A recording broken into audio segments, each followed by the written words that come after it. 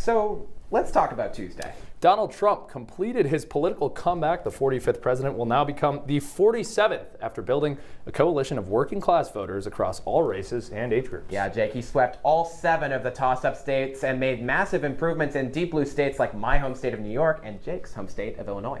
There are lots of people on both sides of the aisle trying to tell you what it means, but here's one thing that we learned for sure on Tuesday: our democracy works. Our electoral process, Luke, it still works. And Donald Trump agrees. Here's what he had to say in the early morning hours after this election.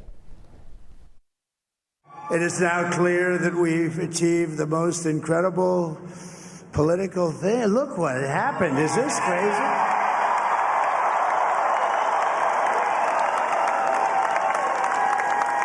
But it's a political victory that our country has never seen before, nothing like this. I want to thank the American people for the extraordinary honor of being elected your 47th president and your 45th president.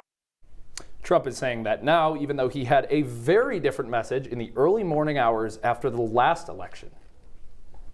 This is a fraud on the American public.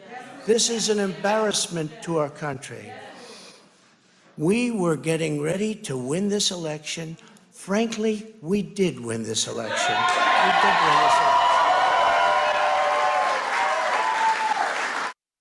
For the record, he did not win that election. Compare that speech by the loser of the 2020 race to these words from the loser of the 2024 race. We must accept the results of this election. Earlier today, I spoke with President-elect Trump and congratulated him on his victory.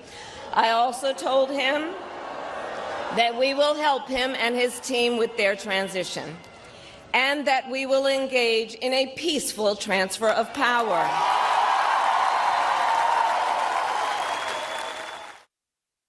And Jake, who would have thought that committing to a peaceful transfer of power would be a raucous applause line?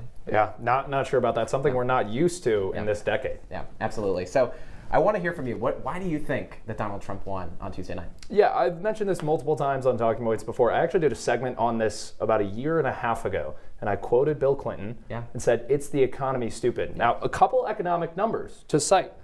We're adding 170,000 jobs a month. The GDP is booming. It's growing at 2.8%. Consumer spending is surging.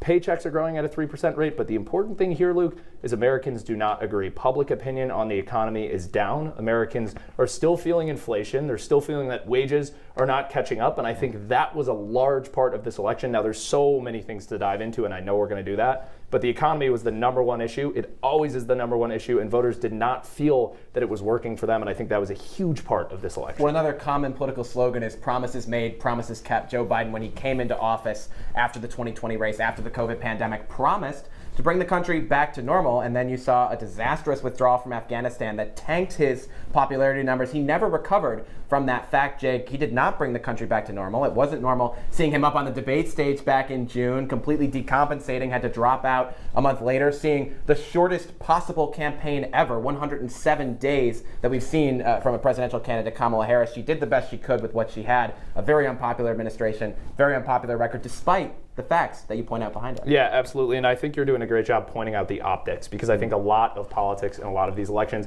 is optics. It's how Americans feel. And one other thing I do want to point out about the economy is if you look at those swing counties that swung hard for Trump, that went for Biden, while they're all in the bottom 20% of the housing market. Americans are still feeling a tough housing market. Those counties all have a low rate of home ownership change. That means people are not buying homes. They're still feeling that this economy is not working for them. And that makes them feel that the Biden-Harris administration was not working for them. And then when you see Biden go up on the debate stage, struggle there, and there was haggling for almost a month after that before he dropped out. And Harris only had 100 days to run a campaign that Trump had been running for 4 years, for 8 years. I want to show folks the Electoral College map of how Donald Trump won back all of the states that he had lost in 2020, 312 electoral votes to 226 for Kamala Harris. He also flipped the state of Nevada, which Hillary Clinton and Joe Biden both won. A big issue in that state was the housing crisis that you talked about there in a moment. But we're going to be talking about it all. We have a special hour-long edition of Talking Points tonight, which starts right now.